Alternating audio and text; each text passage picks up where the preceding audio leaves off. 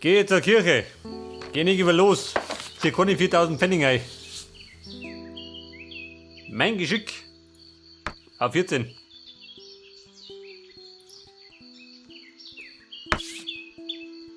Eine alte zerrissene Bibel. Und die wollen der Jacken vom Hans Kirgel. Ist das der Mörder? Lesen können wir nicht. Den Brief auch nicht. Wo soll das sein? Weißkastel. Na gut. Bumm, ich geh zur Kira.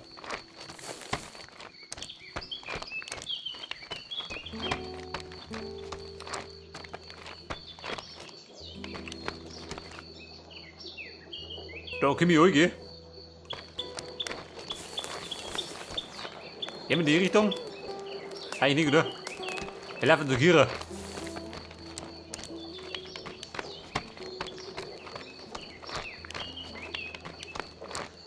Das ist gerade die große Frage.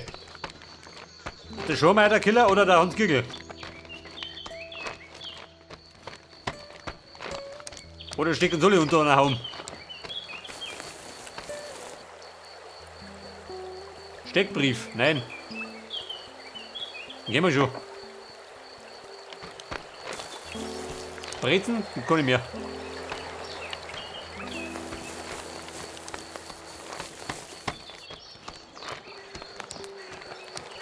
So, der Mission der Pfarrer Beile, bitte zum Gottesdienst.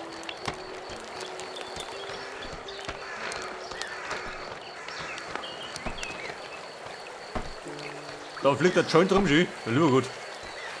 Das spukt hier.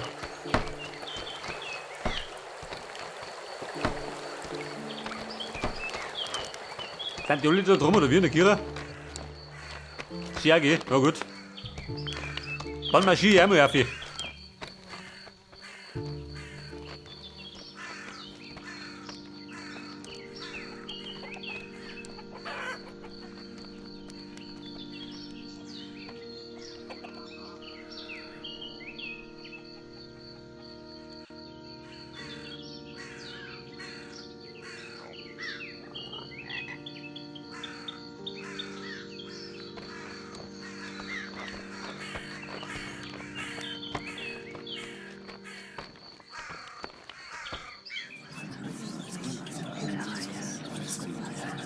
Na, pass auf, die Gemeinde hat sich in der Kirche versammelt. Und hier steht da drum, der Dummschwafler. Und so nahm der Herr seinen Sohn und unseren Bruder Harald Schweighöfer zu sich in das Paradies auf. Meine Brüder und Schwestern, dies ist eine schwierige Zeit für uns alle. Der Tod zieht durch diesen Ort.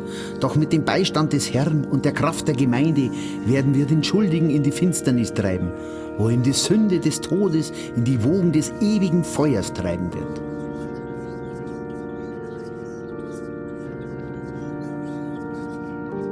Lasst uns unsere Herzen in der Trauer und die Verstorbenen einen und beschützen wir einander vor dem Übel, wie der Hirte die Schafe vor dem Riss des Wolfes.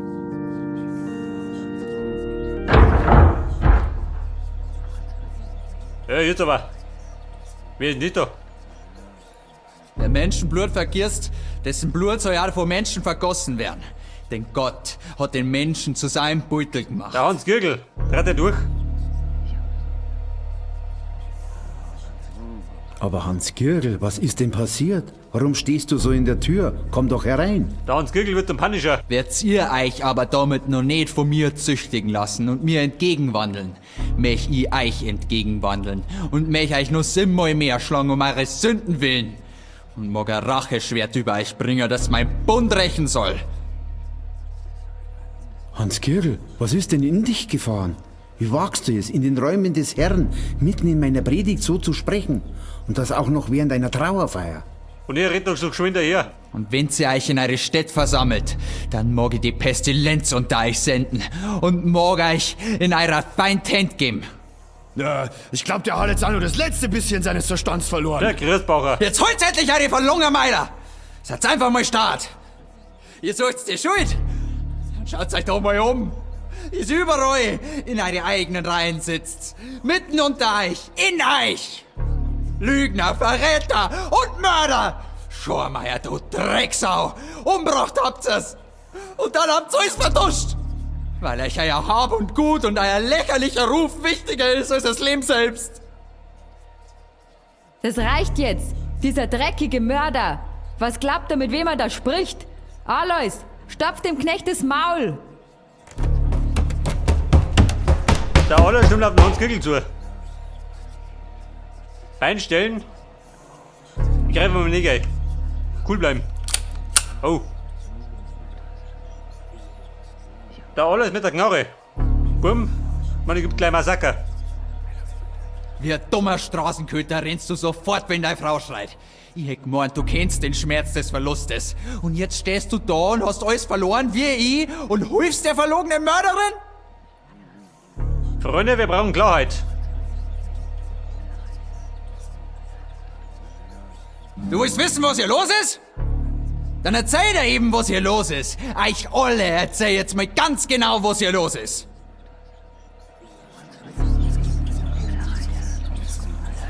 Gemeinde, zuhören. Jetzt wird's doch nicht alles so scheinheilig. Als ob hier irgendwer wirklich glaubt hätte, dass die Zenzi als Lempnummer hat. Warum hätten sie das da sollen? Die elendigen Schormeiers waren das. Und ihr habt's alle weggeschaut. Jeder hier hat Augen und Herz verschlossen und alles geschehen lassen. Als ob ihr nicht mitgekriegt hättet, dass der alte Schormeier ein Verhältnis mit der Zenzi gehabt hat. Mit seiner Magd. Aber da schauen wir schon mal weg, wenn's der Großbauer ist. Und dann war's schwanger. Und die Schormeier-Kinder haben's mit der Angst zu tun gekriegt. Haben um ihr Erbe gefürchtet. Das haben sie nämlich nicht teilen wollen. Mit dem Balk von der einen Magd. Zum Schluss hätten die beiden den ganzen Hof übernommen und Lenz und Ursel wären leer ausgegangen. Habgier ist es. Neid, Maßlosigkeit, Todsünden. Ich weiß gar nicht, wer von euch am längsten im Fegefeuer schmoren wird. Der Lenz, der sie hinterrücks erschlagen hat, die Ursula, das hinterhältige Miststück, die den Lenz dazu angestachelt hat, oder der alte Schormeier. Und ihr alle, die Mietkäufer, haben das alles zu vertuschen und seither schweigen. Schau dich nur um, Valentin. Schau's dir ganz genau an. Schau in ihre schuldigen, verlungenen Gesichter. Du bist mein Zeuge. Alle wussten, dass das nicht mit rechten Dingen zugeht. Keiner hat das Mai aufgerückt. Also das ist ja unfassbar. Das glaube ich nicht. Was redet der für einen ausgemachten Schwachsinn? Alois, knall den Lügner ab! Freunde, hätten wir über Zeichel. Meine Information nutzen. Wo mal? Alles zittert.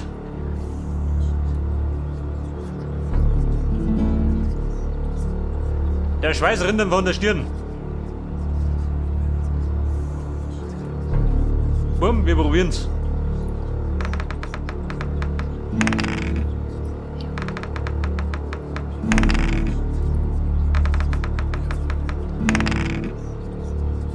Schaut das gut aus, Schuder?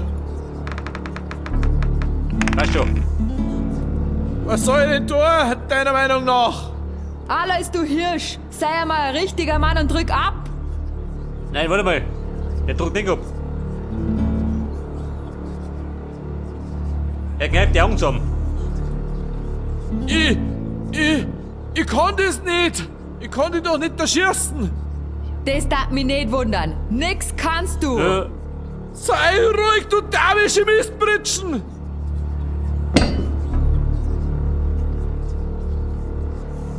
Ich hab wer immer noch liegen lassen. Liegen lassen. Aber Hans Kirgel, warum hast denn du einen Schweighöfer erschlagen? Der Rupp und der Schweighöfer, die haben auch alle Blut an die Hände. Die waren doch da in der Scheune. Die haben gesehen, wie stümperhaft die Schormeiers die Zenzi an den Balken gehängt haben. Die haben doch die Wunde an ihrem Kopf gesehen und das Blut überall.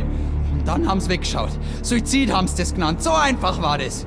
Und der verdammte Pfaff, der hat ja ein anständiges Begräbnis verweigert. Selbstmord ist eine Sünde, hat er noch gesagt. Hier und jetzt ist doch ein guter Ort und eine gute Zeit, um über Sünden zu sprechen.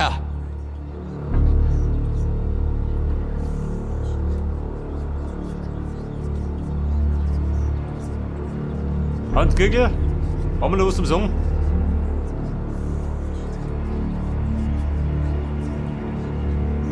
Schmidt, sorgen Sie für Klarheit! Klarheit. Wir sorgen für Klarheit. Schormeier, außer mit der Sprache. Ach Schmidt, was soll ich dir noch Schmarrn erzählen? Ich hab's bei unserem letzten Gespräch schon kapiert. Es ist Zeit, mit dem Lügen aufzuhören und um Vergebung zu bitten. Was er sagt, ist richtig. Aha. Mit dem Tod meiner Frau ist das Unheil über unseren Hof gekommen. Ich hätte mich besser verhalten können. Na, besser verhalten müssen. Aber mir war das alles zu viel und ich hab mich nicht mehr auskennt. Und der Schnaps hat auch seinen Beitrag geleistet. Die Zenzi hat mir schöne Augen gemacht und irgendwann hab ich nicht mehr Nein sagen können. Hätte ich gewusst, wie das alles ausgeht, hätte ich das doch nie nicht gemacht. Nix davon. Aber bis ich verstanden hab, was da vor sich geht, war das schon längst spät. Die haben wohl gedacht, ich übergebe der Zenzi und dem Kleiner den ganzen Hof. Das hab ich doch nie vorgehabt. Ich weiß schon, wie meine Tochter sein kann. Das glaubst. Ich hab schon öfter mitgekriegt, wie die Ursel die Leute aufgestachelt hat. Gerade an Lenz. Aber ich hätte nie gedacht, dass die beiden... dass der Lenz die Zenzi da schlagt. Und dann ist da gelegen. Ich hab gleich gesehen, dass sie nicht mehr atmet. Aber ich hab doch den Bub braucht. Für den war doch der ganze Hof. Wer hätte den übernehmen sollen? Man kann doch nicht einfach die ganze Familie, die ganze Tradition, die ganze Geschichte, alles einfach aufgeben. Wegen einem Fehler. Da haben wir was tun müssen. Ja, mit dem Rupp und dem Schweighöfer, da bin ich mir dann schon einig geworden. Ich wollte das doch alles nicht. Und jetzt stehen wir da und alles geht am Bach runter. Alles. Wie in diesem elendigen Kaff doch alle unter einer Decke stecken. Hauptsache der Dorffrieden wird nicht gestört. Aber hinter geschlossenen Türen, da herrscht die Tyrannei. Beweise! Dieser Kriminelle soll erst einmal Beweise bringen für seine wilden Anschuldigungen. Christbaucher, die Beweise hab ich. Schwanger? Ja, Herrschaftszeiten, ich hab mir gleich gedacht, dass da irgendwas gar nicht stimmt. Aber da haben wir die Informationen. Oh, und ich der Minus. Schnappen wir uns den Hans Kirgel und knüpfen den am nächsten Baum auf das feige Drecksschwein. Alles spricht gegen ihn. Jawohl! Die Sau knöpfen wir auf! Alle Schuldigen werden hier und heute eine gerechte Strafe kriegen. Satz unbesorgt. Was hat der Hans Gürgel mit der Knarre?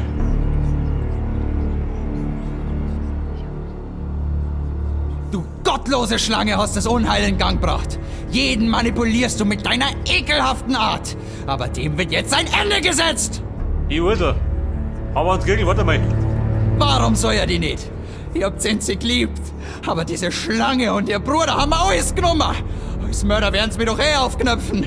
Ich hab nichts zum Verlieren. Ja, nichts zu verlieren. Probieren wir es trotzdem. Kann knapp werden.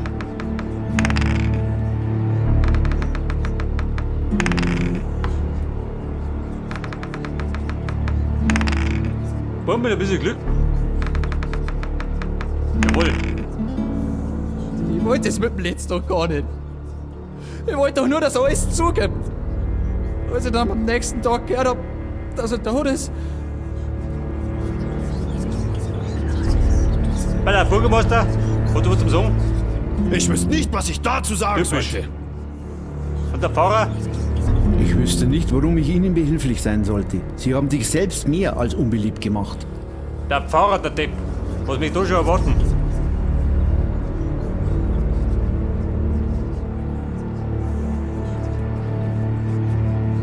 Mit dem Bauchgefühl. Er ist ein Lügner und der Vater der Lüge. Meinst du auch, ich bin ein Werkzeug des Teufels?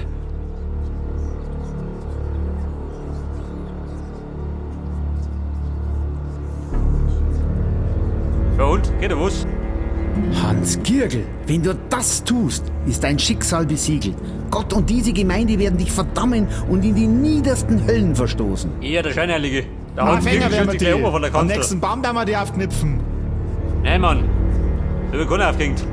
Geht ein durch die enge Pforte, denn die Pforte ist weit und der Weg ist breit, der zur Verdammnis abführt. Und ihrer sind Pfui, die darauf wandeln. Ja, Leute. Die Sache ist noch nicht geregelt. Machen wir mit dem Scharfsinn. Scheiße. Mann, ich gibt kleinen Toten.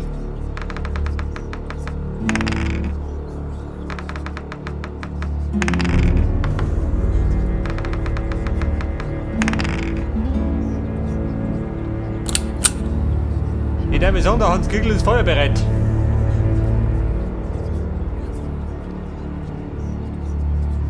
Der Revolver zu meinen Füßen. Bei meiner Wendigkeit bin ich so schnell.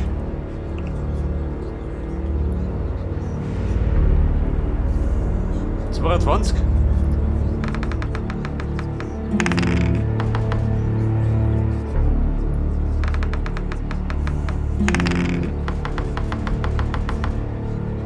Oh, Freunde. Scheiße. Keine Chance, oder? Oder doch? Hans Giegel? Gibt ein Duell.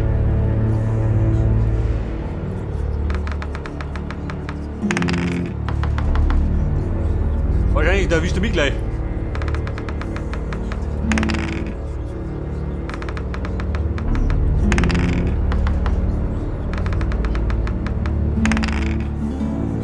Die Rache ist mein. Ich will's vergelten. Wenn's da Vergeltung aus bist, dann richt dich doch selbst. Du bist der Teufel, der unser Dorf hier heimsucht. Denn die Zeit deines Unglücks ist nahe. Pass auf. Mein Schuss knallt. Drauf oben. Ich will nicht sterben. Ich will nur Gerechtigkeit. Bitte, Valentin, hilf mir. Hans Giegel, ich helfe dir.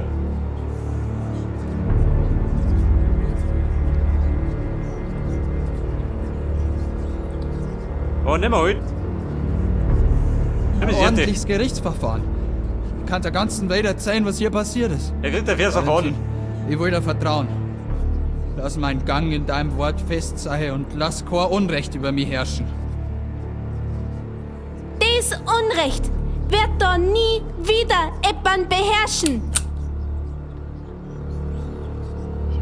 Da alles mit der Knarre, oh lieber gut. Buben, jetzt wird's kreidlig. In meine Richtung hätten alle mich hoppen dafür. Buh, was du bis dahin her? Weg damit! Heut's Mai. Kein Blick war ich dir wert. Und jetzt schaust. Die gescherte Schlange hat mich wie Dreck behandelt. Geschlagen hat sie mich bei jeder Gelegenheit. Und du hast nur weggeschaut. Der Burt sagt auf seinen Vatern. Alle haben weggeschaut. Die Frau ist abgrundtief bes. Buh, du legst jetzt umgehend die Pistole aus der Hand! Weiter. Was heißt weiter? Jetzt tu das Ding weg, du Saudepp. Ja. Mach die Sache noch besser. Gürtel, bleibt mal bis die. Das ist die Pistole von meinem Mo. Alles? Mach dich beruhigen. Was?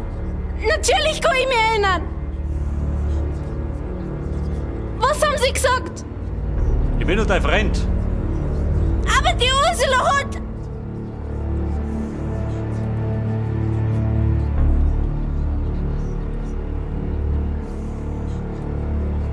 Und? Er gibt mir die Knarre. Was pult sie denn das Würstal ein? Jetzt kriegt er die nächste Watschen.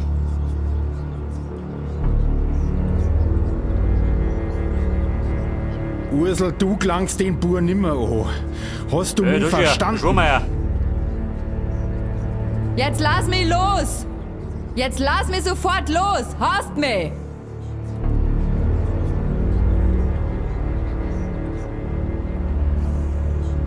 Pass auf, sie stolpert.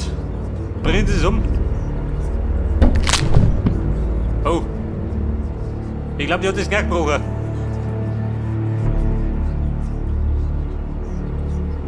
Nicht liegt leblos durch die Bank rein. Praktisch. Schurmeier mit der Killer. Hans Giegel, er haut ab. Moment. 11 gegen 30 oder keine Chance.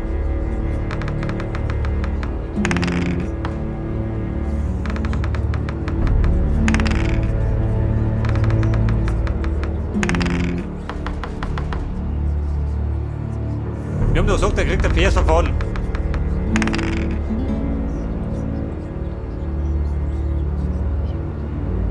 An Hans Kickel folgen. Und? Die wirfen ja wir.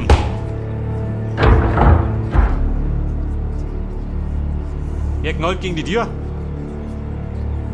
Und um der Mann.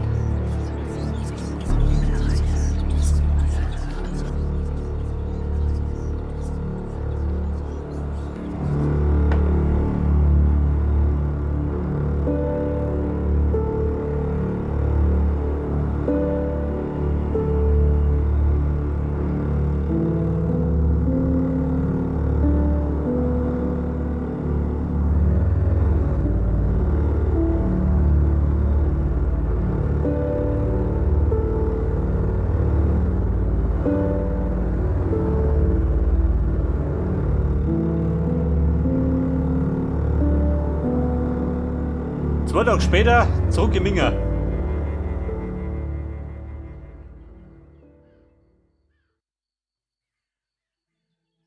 Da, Herr Holler, da schon her. Schmidt, Ihr Bericht ist etwas, wie soll ich sagen, unerwartet umfangreich. Augenscheinlich lief einiges anders, als es an Sie gefordert war. Die Aufgabe war doch klar formuliert. Aber gut, ich gehe davon aus, dass Sie selbstverständlich alle Entscheidungen und Anforderungen nach bestem Gewissen getroffen haben, wie es in Ihrem gesellschaftlichen Rang entspricht. Schauen wir mal. Man gibt eine Bewertung, gibt ein Zeugnis. Tote im Haus des Herrn? Ach herrje, diese Dorfleute auch immer. Überall schleppen die ihre Flinten und Pistolen mit sich herum. Wenn Sie erlauben, würde ich hier nochmal einen Satz ergänzen. So dass es schließlich im Rahmen einer banalen Streitigkeit zu einem tragischen Ereignis kam, in dessen Verlauf versehentlich ein Schuss fiel und zu tödlichen Verletzungen geführt haben könnte. Das klingt doch ganz gut. Dann haben wir keine Rechenschaft zu leisten. Da wollen wir mal die Kirche im Dorf lassen. Verstehen Sie? Kirche im Dorf lassen. So, wenn wir das jetzt haben, dann schauen wir mal weiter. Hier steht was von politischen Konflikten. Schmidt. Ich hoffe, dass Sie Ihre Linientreue aufrecht hielten. Ach, was für euch überhaupt. Sie haben bisher nie enttäuscht. Das bleibt auch so. Sie haben es nicht geschafft, die Bürger auf politische Linie zu bringen? Das hätte ich nicht erwartet, Schmidt. Da müssten Sie aber nochmal beim Kollegen Kuglinger vorstellig werden, damit er Ihnen erneut erklären kann, wie wir unsere Positionen sturmfest vertreten. Aber gut, darum kümmern wir uns später. Erstmal ändere ich einige Zeilen. So, dass selbst durch intensivste Bemühungen unserer besten Fachkräfte eine gesinnliche Übereinkunft nicht zu erzielen war. Das musste ich ergänzen. Schließlich hängt von Ihren Taten auch mein Ruf ab. Mein Gott, Holler, man kann nicht Grüße haben. So, jetzt wo wir das haben, kommen wir doch noch kurz zu den Individualschicksalen dieser ländlichen Tölpel.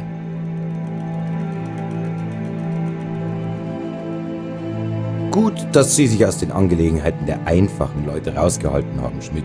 Nicht auszudenken, was passiert wäre, wenn Sie in diesem ganzen Tumult rund um diesen sogenannten Schorsch und dieser Magd beteiligt gewesen wären. Konnte doch niemand ahnen, dass der Kerl so ausflippt. Auch sehr tragisch, aber zum Glück nicht unser Problem. Ich will es mal so formulieren. Mit fachlichem Fokus erledigte Kollege Schmidt seine Aufgaben ohne weitere Vorkommnisse. So soll's passen. Was jetzt noch bleibt, ist dieser Mörder. Bei Gott, in was für herzlosen Zeiten leben wir hier eigentlich? Ja, Holler, den Mörder habe ich erwischt. Der Bastard wird verschimmeln in seiner Zelle. Den lassen wir schön in Wolpertshofen. Was der Bauer nicht kennt, das fühlst du nicht.